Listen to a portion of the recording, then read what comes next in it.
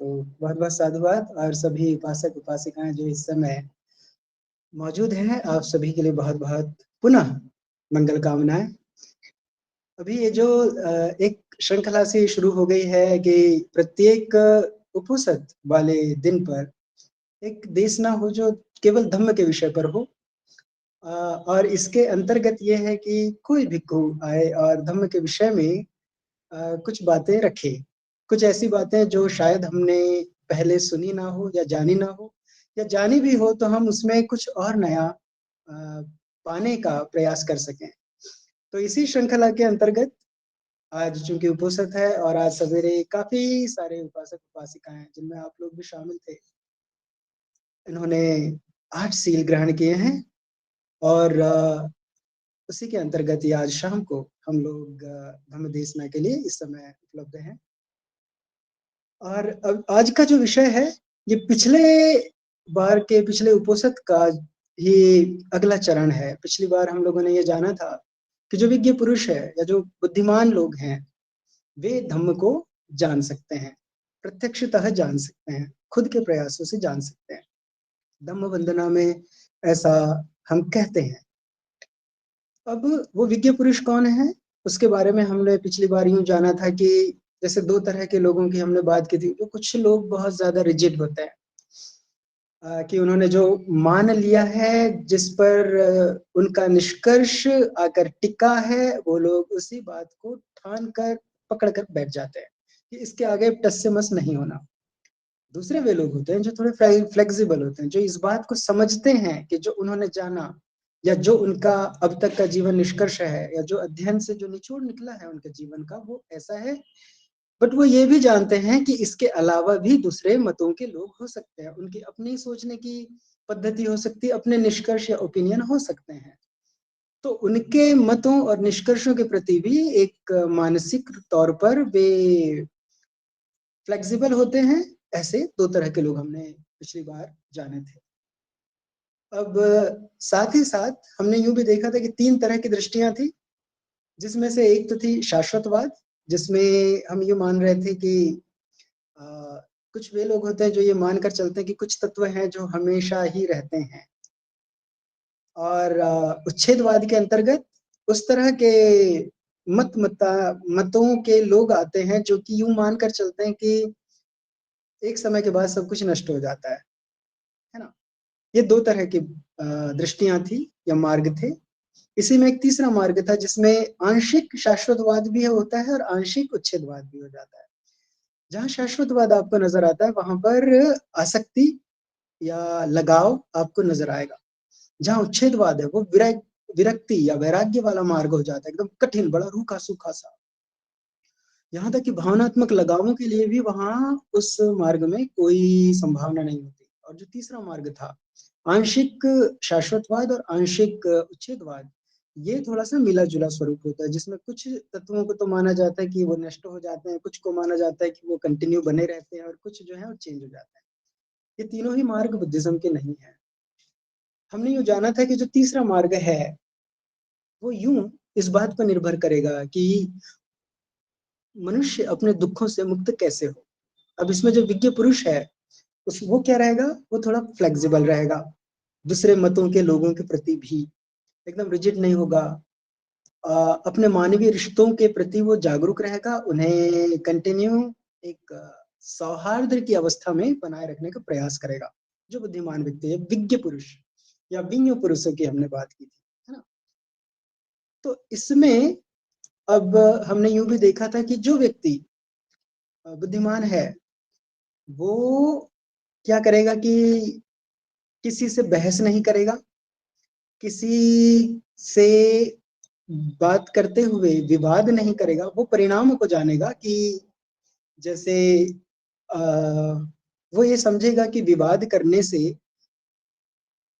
संबंध बिगड़ेंगे, वो ये समझेगा कि संबंध बिगड़ेंगे तो उसके आपसी रिश्ते खराब होंगे, ये समझेगा कि इससे वो अलगाववाद की तरफ चले जाएगा। इन सभी परिणामों को पहले से जानते समझते हुए एक विद्वान व्यक्ति, ये जो समझदार व्यक्ति होगा, वो दार्शनिक बहसों में नहीं पड़ेगा, अपने बात को या अपने पक्ष को सही करने के लिए वैचारिक लड़ाई नहीं लड़ेगा। वो इस बात की संभावना को समझेगा कि दूसरे मतों के लोग हो सकते हैं, उनकी अपनी सोचने की शैली हो सकती है, अपनी सांस्कृतिक जो परिवेश होता है उसके आधार पर भी लोगों की अपनी शिक्षा, मान्यताएं होती है और वे जिस मार्ग से, जिस तरह से सोचना शुरू करते हैं, उसी तरह से हो सकता है उनके अपने जीवन के कुछ निष्कर्ष, कुछ मान्यताएं हों। तो बुद्धिमान व्यक्ति जो होगा, जिसे हमने पिछली बार भी यूं पुरुष कहा था, वो इन बातों को जानेगा। आगे हम ये देखते हैं कि ऐसे जो बुद्धिमान व्यक्ति होंगे, वे किस तरह के मार्गों को त्यागेंगे या उसके प्रति वे जुड़ेंगे नहीं, उसके साथ उस मार्ग को नहीं स्वीकारेंगे। इसके लिए आज जो आधार बनाया गया है, मैंने ये संदक सूत्र है आपके सामने स्क्रीन पर नजर आ रहा है। पिछली बार का जो सूत्र था वो भी मध्यम निकाय से था, द्विगुणक सूत्र, और वो 74 नंबर का था, और आज जो है वो 76 नंबर का सूत्र है। इसमें क्या परिदृश्य है कि तथागत इस समय कौशाम्बी के समीप ये घोषिताराम में विहार कर रहे थे, और शाम के समय यूं हुआ कि आनंद और कुछ उनके साथ में अन्य भिक्षु शाम के समय यूं ही टहलने के लिए निकले, और कुछ दूरी पर चलते हुए वे एक गुफा के समीप पहुंचे। वहां जो वर्णन मिलता है पिलख गुफा, ये मिलता है वर्णन। अब इसमें क्या हुआ कि संदक नाम के एक परिव्राजक थे जो कि वहां पर उस समय निवास कर रहे थे, और उनके साथ लगभग 500 अन्य उनके साथी रहा कर रहे थे। शाम का समय था और ये जो संदक और उसके उनके साथी जो थे, लगभग 500 की संख्या में, वे आपस में कुछ गप्पे कर रहे थे, जिसे हम कहेंगे गॉसिप्स, या इनके लिए जो सही शब्द हमें नजर आता है पाली में वो है तिरच्छान कथा। तिरच्छान कथा का आशय हो जाता है जैसे वे बातें जो कहीं पहुंचती नहीं, जहां कोई निष्कर्ष नहीं निकलता, जैसे हमें जो वर्णन मिलता है कि कुएं पर होने वाली बातें, या फिर राजाओं से संबंधित बातें, चोर डाकू के बारे में, भूत प्रेतों के बारे में सिर्फ जो बातें चलती रहती है। कुछ लोग कहीं इकट्ठा हो जाते हैं और किसी किसी विषय पर, जहां पर चर्चा नहीं होती, केवल बातचीत चलती है, बस यूं ही कोई आया, किसी ने कुछ कहा कि यहाँ पर अच्छे कपड़े मिलते हैं, फिर कोई आकर बोल दिया कि यहाँ पर तो अच्छा भोजन मिलता है फला फला होटल में, किसी ने आकर बात कर दिया कि ये फिल्म बहुत अच्छी आई है। तो किसी प्रकार का डिस्कशन नहीं होता, तो ऐसी बातों को कहा जाएगा तिरच्छान कथा। या फिर इसका एक दूसरा रूपांतरण हमें हिंदी में मिलता है तिरच्छान, पाली जो इसका अर्थ होगा, शब्दावली जो है तिरच्छान। तो वहां पर इस तरह की गप्पे चल रही थी। अब उन्होंने दूर से देखा कि आनंद आ रहे हैं, तो सनंदक ने ये कहा कि अपने साथियों से कि आयुष्मान आनंद आ रहे हैं, ये लोग तथागत के शिष्य हैं, ये शांति प्रिय हैं और शोर पसंद नहीं करते, तो हम लोग भी शांत हो जाएं। संदक के ऐसा कहने पर उसके बाकी जितने साथी थे वे सभी शांत हो गए, और वेट किए उन्होंने आनंद के आने का। जब आनंद करीब आ गए, उन्होंने आनंद को एक अच्छे ऊंचे आसन पर बैठने के लिए आमंत्रित किया। आनंद बैठे। उसके बाद जैसे कि आमतौर पर होता है, आनंद ने पूछा कि भाई आप लोग क्या बातें कर रहे थे, क्या कुछ चल रहा था। तो संदक कहते हैं कि आयुष्मान आनंद, आप वो सब छोड़िए, आप तो बस ये बताएं कि तथागत धम्म के विषय में क्या कहते हैं। आप ही कोई धार्मिक कथा शुरू करें, हम जो बातें कर रहे थे वो सब छोड़िए। आमतौर पर ऐसा होता भी है कि आपके बारे में ऐसी इमेज बनी है कि आप बहुत अच्छे और बड़े ही गंभीर, बड़े ही शांत भाव के व्यक्ति हैं, और आप बड़ी गंभीर और बड़ी ही सारगर्भित बातें करने वाले व्यक्ति हैं। और आप किसी ऐसे क्षेत्र में जाते हैं जहां पर कि कुछ लोग कुछ भी यूं फिल्मों की बातें कर रहे हों, या इधर उधर की कहानियों की बातें चल रही हो, कुछ भूत प्रेत की यूं ही और अचानक आप पहुँचे तो वहाँ का वातावरण बदल जाता है। वे लोग आपको रिस्पेक्ट करते हुए फिर अपनी बातों में शामिल नहीं करते हैं। वे चाहते हैं कि आपसे कुछ अच्छी बातें सुने। वैसे ही वहाँ पर हुआ। तो आनंद यहाँ पर उस समय को भांपते हुए उन्होंने इस तरह से चर्चा शुरू की। अभी पहले हम संक्षेप में सत्य को समझ लेते हैं और उसके बाद फिर इस पर चर्चा करेंगे। उन्होंने ये बातें बताई कि ये 4 तरह की उस समय वैसे तो हमें मैं इसमें थोड़ी-सी एक बात स्पष्ट करना चाहता हूँ कि जैसे ब्रह्मजाल सूक्त में वर्णन आता है और परम श्रद्धेय बाबा साहब डॉक्टर अम्बेडकर ने धम्म ग्रंथ में भी ये वर्णन किया है कि छठी शताब्दी ईसा पूर्व में जो 62 अलग-अलग मत संप्रदाय नज़र आते हैं, उनमें 6 बड़े प्रमुख धाराएँ हुआ करती थी, जिसके अंतर्गत हम उस समय के बाकी सभी मतांतरों को हम रख सकते हैं। यहाँ पर लेकिन आनंद ने जो बात की, वो 4 प्रकार के धाराओं के विषय में बात की। तो आनंद से शुरू करते हैं बात को कि ये 4 तरह के ऐसे मार्ग हैं कि इन्हें कोई भी बुद्धिमान व्यक्ति या कोई विज्ञ पुरुष स्वीकार नहीं करता। अगर वो स्वीकार करता भी है, तो पूरी क्षमता से ये जो मार्ग जो है, उस बुद्धिमान व्यक्ति को उसके चित्त की निर्मलता का अभ्यास करने से रोकते हैं। दूसरी बात कि अगर वो प्रयास करे भी, तो फिर वो जिस अवस्था में पहुँचेंगे, उस तरह के बुद्धिमान मनुष्य जिस अवस्था में पहुँचेंगे, वो कल्याणकारी और मन को शांति प्रदान करने वाली स्थिति नहीं होगी। इसके लिए उन्होंने जो 4 बातें बताई हैं, वो है भौतिकवाद या उच्छेदवाद। इसको हम समझेंगे, ये दोनों टर्म शब्दावली में इन दोनों शब्दों में थोड़ा-सा फ़र्क है कि भौतिकवाद और उच्छेदवाद में थोड़ा-सा फ़र्क आएगा, वो हम आगे समझेंगे। दूसरा है अक्रियवाद और तीसरा है अहेतुकवाद, चौथा है अकृतवाद और इसके अलावा आनंद यहाँ पर ये भी बताते हैं कि 4 तरह के ऐसे शास्ता होते हैं या आज के समय कहें कि कुछ गुरु भी ऐसे होते हैं, जो कि बुद्धिमान पुरुषों को या बुद्धिमान इंसानों को आकर्षित नहीं कर पाते हैं। तो वे किस तरह के लोग होंगे? ऐसे गुरु जो इस बात का दावा करते हैं कि मैं सब कुछ जानता हूँ।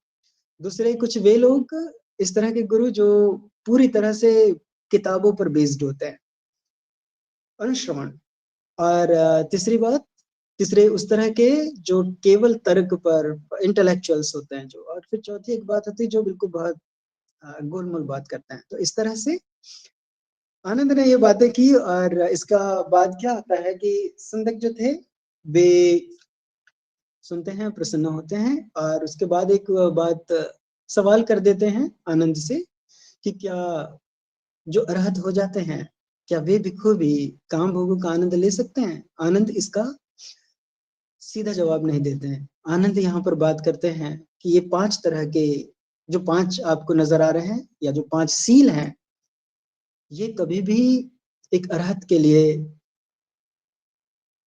उल्लंघन करने योग्य नहीं होते हैं।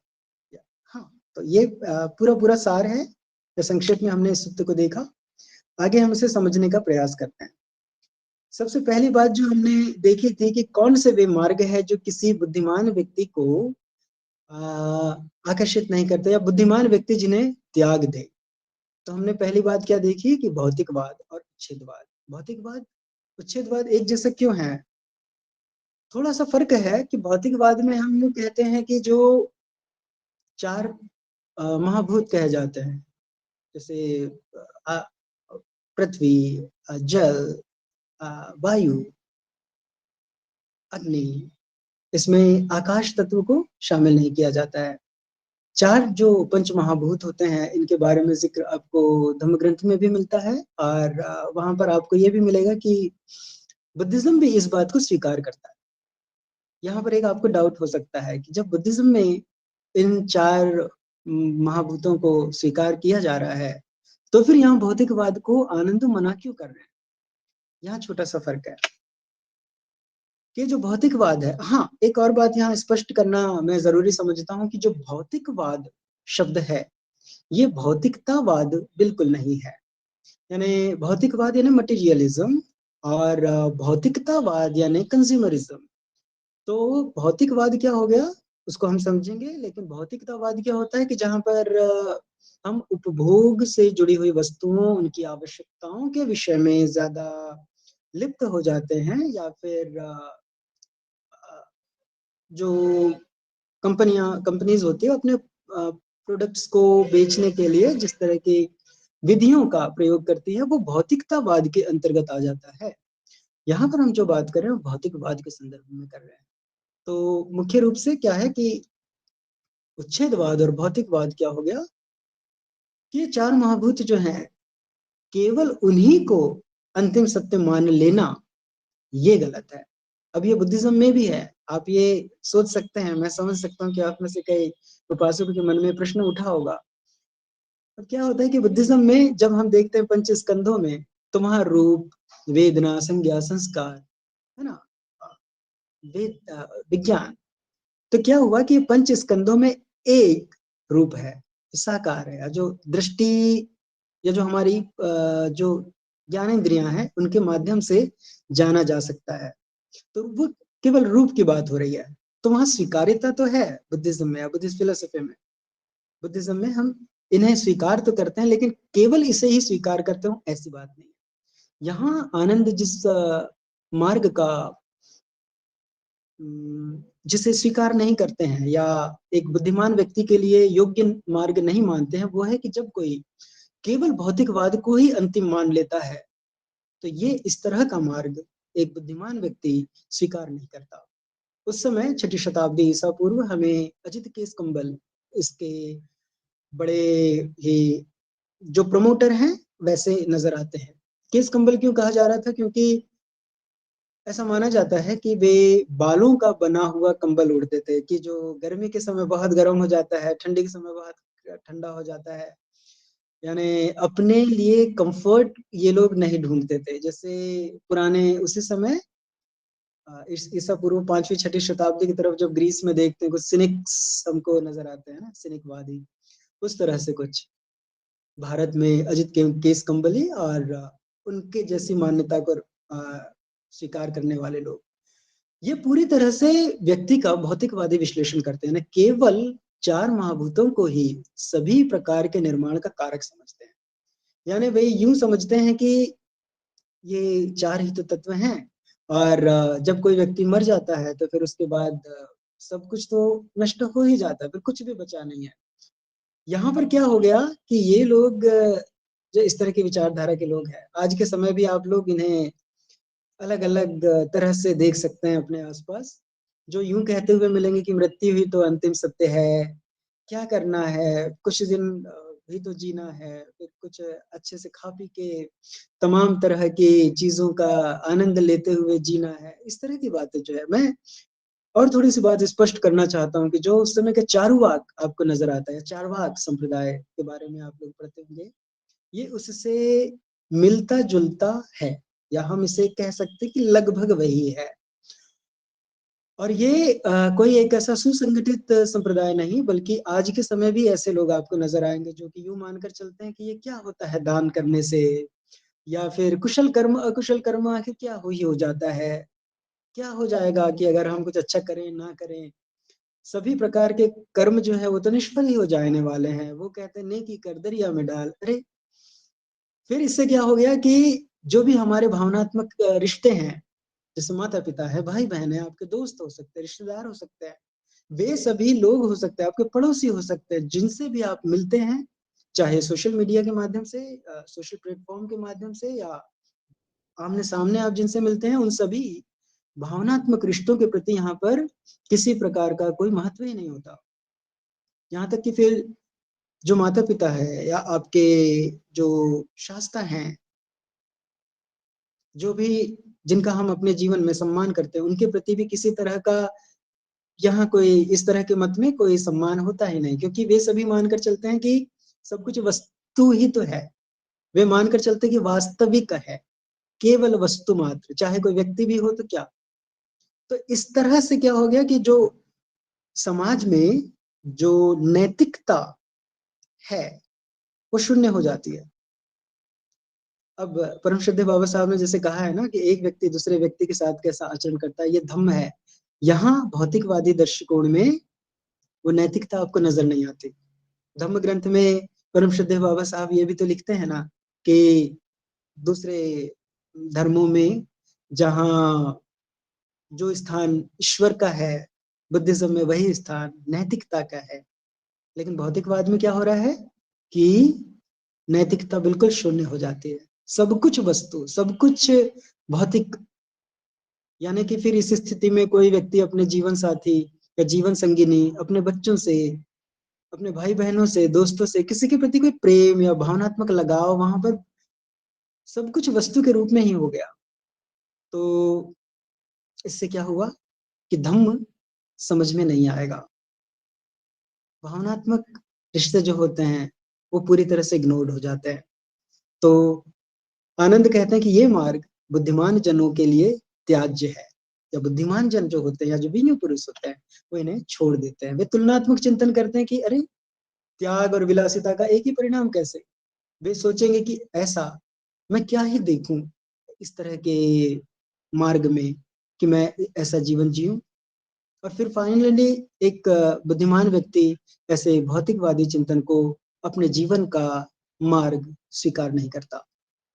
दूसरा जो मार्ग है वह अक्रियावाद है। यानी कि यहाँ पर यह हो गया कि कुशल और अकुशल कर्म जो है इनके परिणामों के प्रति पूरी तरह से एक पूरी तरह से अपने आप को अलग रखने की बात हो गई कि जितने भी हम कर्म करते हैं, जो कुछ भी, चाहे वो मानसिक ही क्यों ना हो, चाहे वे वाचिक क्यों ना हो, जो भी हमारे व्यवहार हो, इन सभी कर्मों का जैसे कोई परिणाम होता ही ना हो।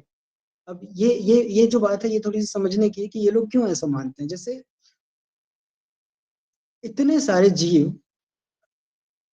पृथ्वी पर हैं और इस समय पता नहीं कितने लोग, कितनी मछलियां, कितने दूसरे छोटे छोटे जीव होंगे जो प्रतिक्षण मर रहे हैं। इन्हें बहुत से लोगों को शारीरिक कष्ट हो रहा होगा, इस समय कहीं कोई अपराध हो रहा होगा।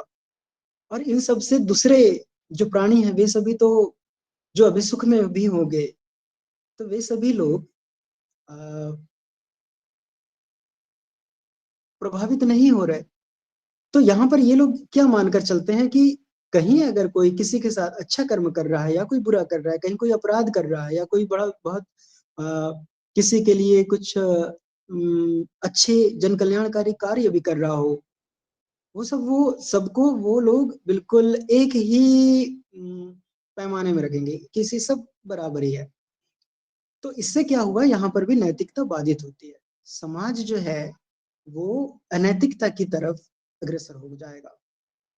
इस तरह के मत को आपने देखा होगा कि पूर्ण कश्यप का आपने पहले भी नाम सुना होगा। यहाँ पर भी नैतिकता पूरी तरह से जीरो हो जाती है, क्योंकि यहाँ पर भी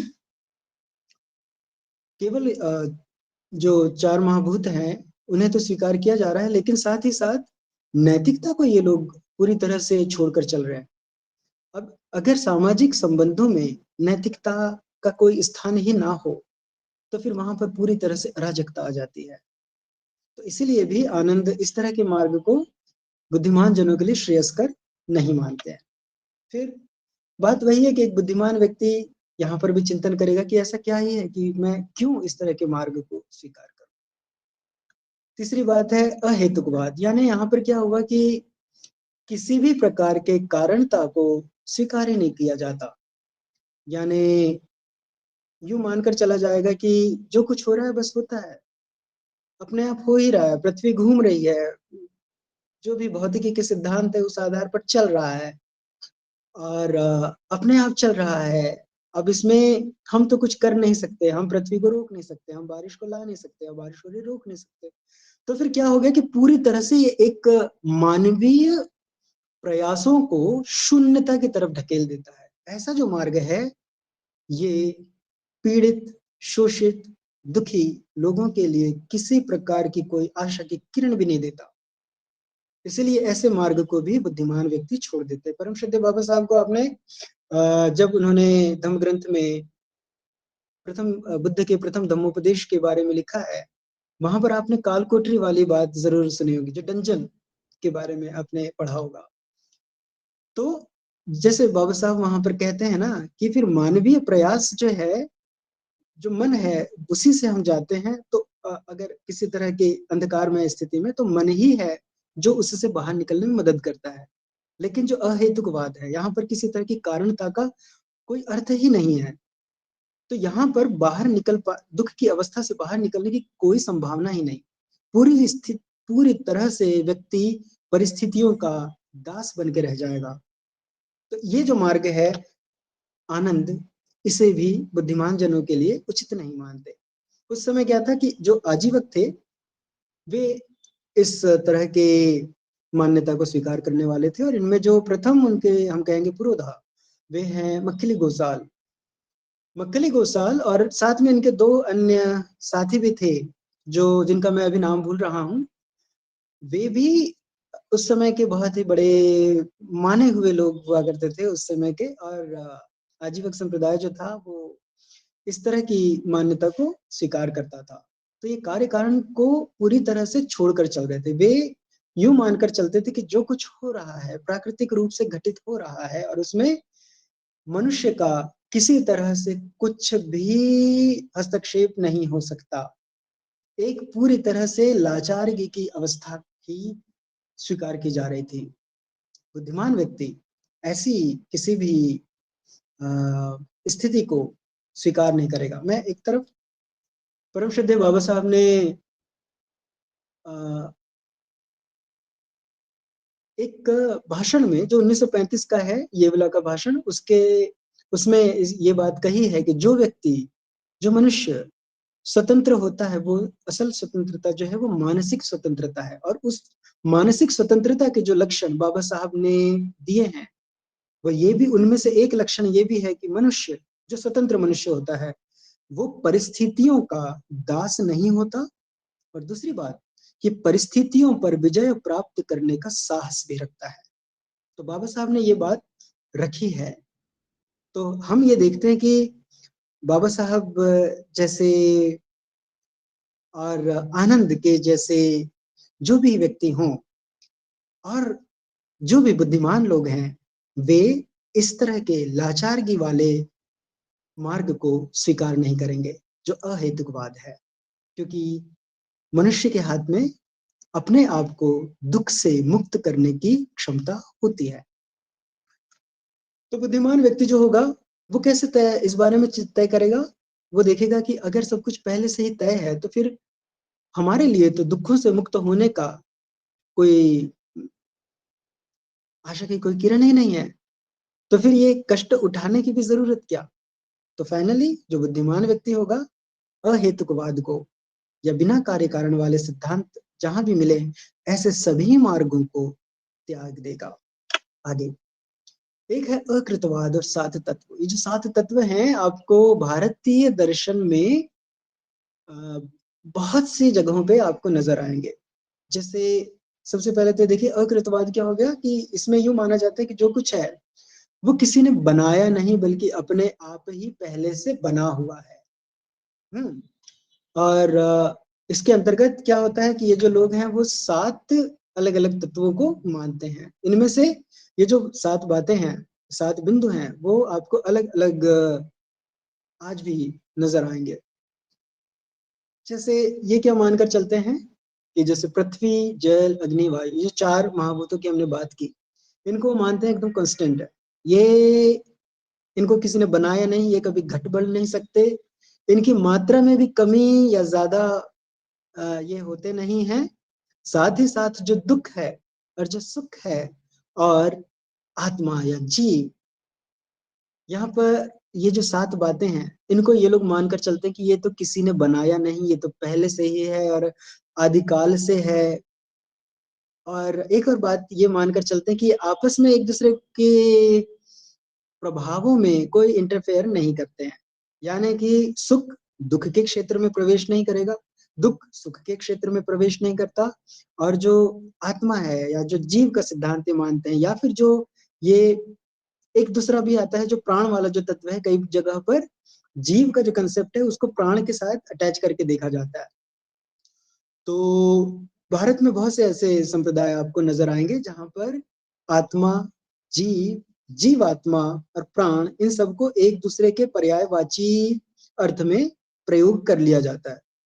तो इसको भी वे लोग ये मानकर चलते हैं कि ये तो हमेशा से है, पहले से है, ये एक के बाद एक दूसरी बॉडी चेंज करता रहता है समय समय के बाद, और ये कभी नष्ट नहीं होता। इस तरह की बातें वे मानकर चलते हैं।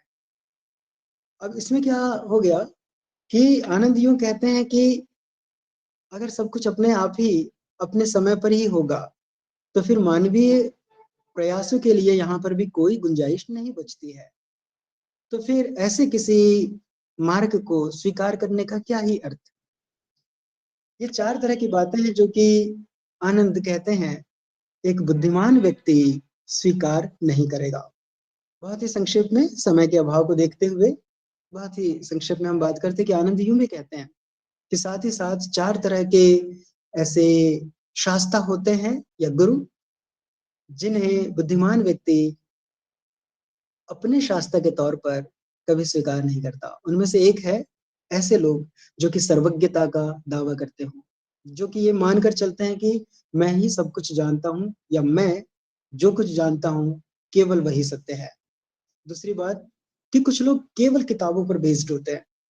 किताब में ये लिखा है, इस किताब में वो लिखा है, उस फला फला ऋषि मुनि ने या उस फला फला व्यक्ति ने ये लिखा है सो यही बस सत्य है। तीसरे वे लोग जो तर्क के माध्यम से या बातों से, निष्कर्ष से, जिसको एक उसमें शब्द आता है तर्क हेतु और दूसरा शब्द आता है नया। तो ये तर्क के आधार पर और निष्कर्षों के आधार पर वे अपनी बात को मनवा लेते हैं। तो इस तरह के भी जो गुरु होते हैं वे स्वीकार करने योग्य नहीं है बुद्धिमान जनों के द्वारा। और एक होते हैं अमर विक्षेपता।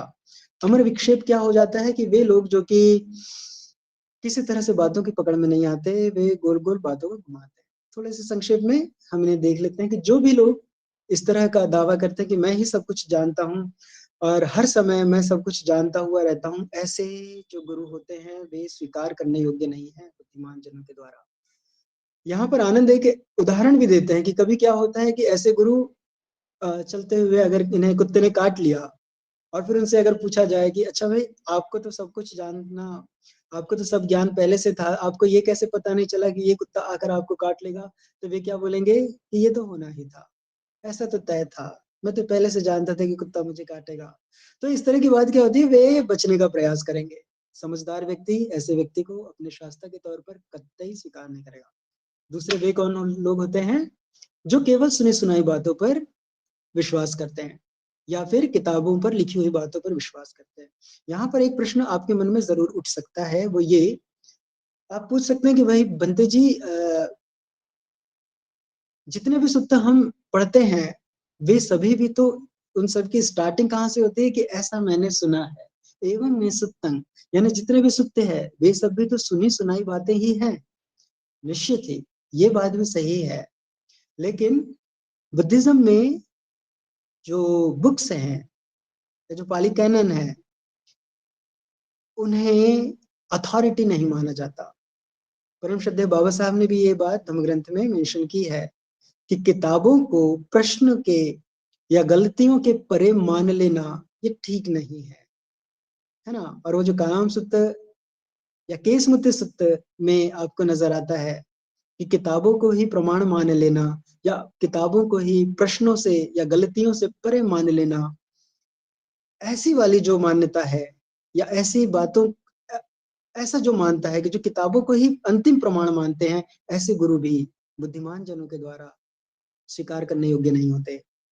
फिर जो केवल तर्क, बहुत ही इंटेलेक्चुअल जो लोग होते हैं, केवल तार्किक और शाब्दिक बातों से ही केवल थ्योरी पर बात करते व्यवहार को पूरी तरह से भूल जाते हैं, ये भी बुद्धिमान जनों के द्वारा स्वीकार करने योग्य नहीं होते। ये बातें कभी कभी सच भी हो सकती है, लेकिन होता क्या है कि वे कई बार अव्यवहारिक हो जाती है, भ्रामक भी हो जाती है। और एक होते हैं अमर विक्षेपवादी, या फिर इसके लिए जो शब्द है हम यूं देखेंगे कि जैसे जो ईल मछली है उसके बारे में कहा जाता है कि वो हाथों से फिसल जाती है। तो ऐसे ही कुछ लोग क्या होते हैं कि वो बातों के शब्द में बातों के जाल में आपको फंसाने की कोशिश करते हैं, और जब आप उनसे कोई सवाल पूछते हैं तो वे कहेंगे कि नहीं ऐसा तो नहीं कहा, या मेरे कहने का वो मतलब नहीं था, नहीं नहीं मैंने तो ऐसा कहा था, आपने वैसा समझ लिया, नहीं नहीं मैंने जो कहा था आपने जो समझा, मैं उसके लिए जिम्मेदार नहीं हूं कि आपने क्या समझा। तो इस तरह की जो, जिसे कहते हैं बातों की जलेबी बनाना, तो जो गुरु इस तरह का बातचीत अपनी शब्दावली में रखते हैं, बुद्धिमान जनों के द्वारा स्वीकार करने योग्य नहीं होते। तो इस तरह के 4 मार्ग हैं, और 4 प्रकार के जो शास्त्र होते हैं, बुद्धिमान लोग उन्हें स्वीकार नहीं करते। परिणाम क्या होता है अंत में कि जो संतक है आनंद से बहुत प्रभावित होते हैं। वे इतने प्रभावित हो जाते हैं कि अपने जितने भी साथी हैं उनके 500, उनसे कहते हैं कि आप लोग बुद्ध के मार्ग का अनुसरण करें, आप बुद्ध के पास जाकर धम्म को सीखें समझें। और वे आनंद की इस खूबी से बड़े प्रभावित होते हैं कि आनंद ने बिना किसी की आलोचना, बिना किसी की निंदा किए, बिना किसी का नाम लिए, यहाँ पर जो नाम मैंने आपको दिखाए हैं वो मैंने अपनी तरफ से लिखे हैं। आनंद ने कहीं इस सूत्र में ऐसा कोई जिक्र नहीं किए हैं। आनंद की बहुत अच्छी खूबी है ये। तो आनंद ने इतने अच्छे से संदक को बताया, और संदक इतने प्रभावित हुए कि उन्होंने अपने शिष्यों को बुद्ध का अनुयायी बनने के लिए निर्देशित किया। लेकिन यहाँ पर संदक की एक स्पष्टवादिता हमें नजर आती है कि संदक वो खुद बुद्ध की शरण में नहीं आते। आपने यूं देखा होगा कि बहुत से जितने भी डिस्कशन आपने पढ़े होंगे, सब तो देखे होंगे, कई बार यूं होता है कि जिनसे भी बुद्ध का कन्वर्सेशन बातचीत होती है, वे फाइनली बुद्ध के शरणागत हो जाते हैं। संदक यहाँ पर आनंद से बात कर रहे हैं, लेकिन वो बुद्ध के शरणागत नहीं होते, क्योंकि यहाँ पर संदक की अपनी स्पष्टवादिता है। वो कहते हैं कि मेरे लिए अभी अपनी संपत्ति, सम्मान, प्रसिद्धि को छोड़ पाना अभी आसान नहीं है, तो अभी मैं बुद्ध की शरण ग्रहण नहीं कर सकता। तो यहाँ पर संदक भी जो है एक बड़े अच्छा व्यक्तित्व के तौर पर, बहुत अच्छे व्यक्तित्व के तौर पर हमें नजर आते हैं, बहुत ही स्पष्ट। ये आज का सूत्र था, और हमने ये इसलिए जाना क्योंकि पिछली बार हमने यूं जाना था कि बुद्धिमान व्यक्ति कौन होते हैं। इस बार ये जानना जरूरी था कि बुद्धिमान व्यक्ति किस तरह के मार्ग को त्याज्य समझते हैं, और किस तरह के गुरु या शास्त्रा को वे स्वीकार नहीं करते। ये जानना हमें इसलिए भी जरूरी था क्योंकि आज के समय जितने भी आप मतांतर आपको नजर आते होंगे, वे कहीं ना कहीं इन्हीं 4 तरह के मार्गों में सेट होते हैं। आप लोगों ने बहुत ही शांतिपूर्वक सुना। बहुत बहुत साधुवाद, मंगल कामना है। Thank you.